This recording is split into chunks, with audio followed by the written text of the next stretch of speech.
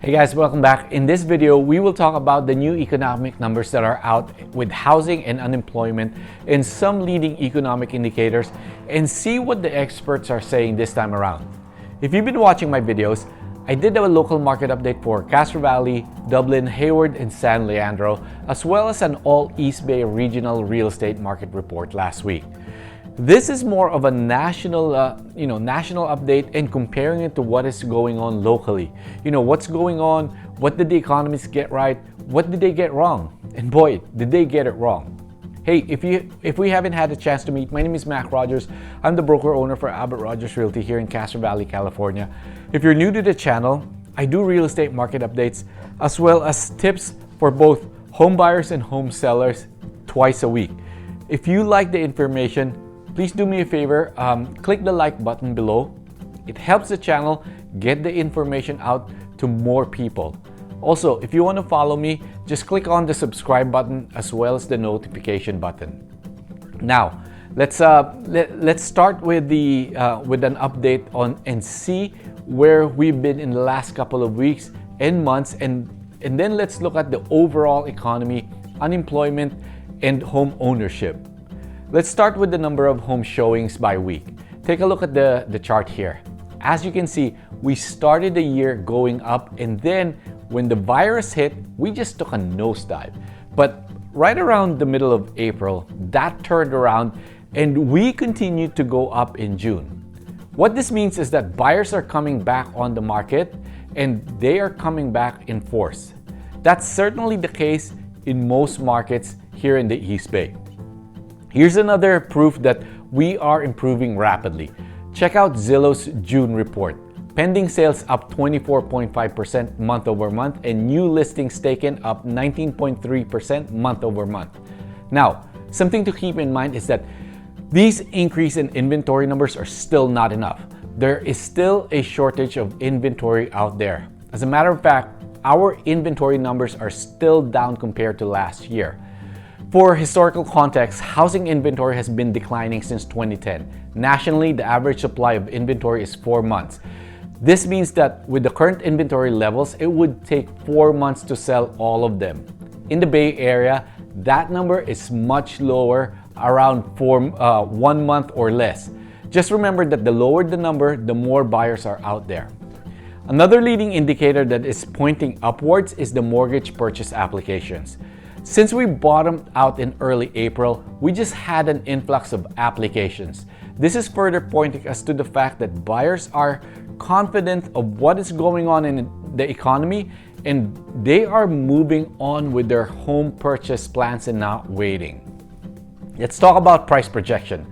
Now, with all these leading indicators pointing upwards, where do you think the experts think we are headed? 5 of the 6 sources all project that we end 2020 in the plus column. The highest forecast from the Mortgage Bankers Association at 4.3%. I gotta tell you, in the Bay Area, with our prices already sky high, this projection is almost always comes in higher. I've been helping people buy and sell real estate for 18 years, and it never ceases to amaze me how many people can keep affording $700,000, $800,000, or $900,000 as their first home, let alone clients that are buying north of $2 million. This continued upward pressure on price is indicative of the lack of supply and high demand for housing in our region. Let's talk about the economy. A recent survey done by the Wall Street Journal asked economists when they think we will start to recover. A whopping 91% of those surveyed responded that the recovery is already underway or will be soon. This is very encouraging news indeed.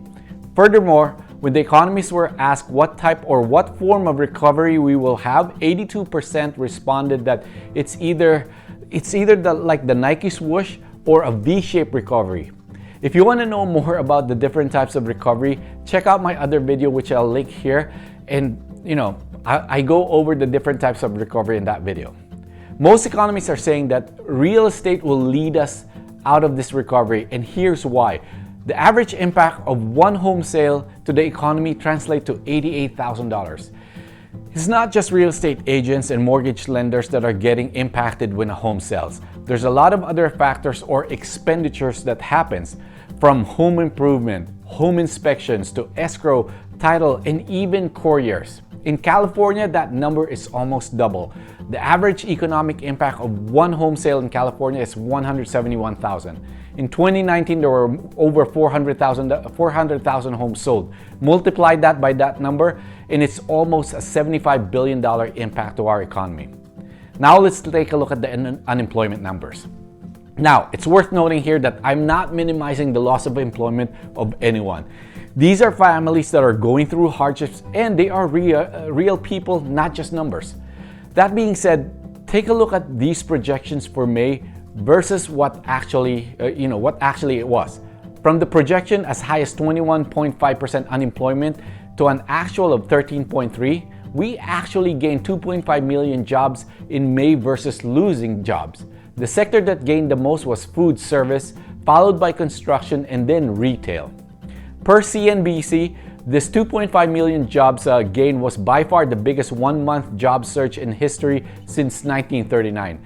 It's also interesting to note that 17% of those unemployed thinks it's permanent and 83% says they think it's temporary.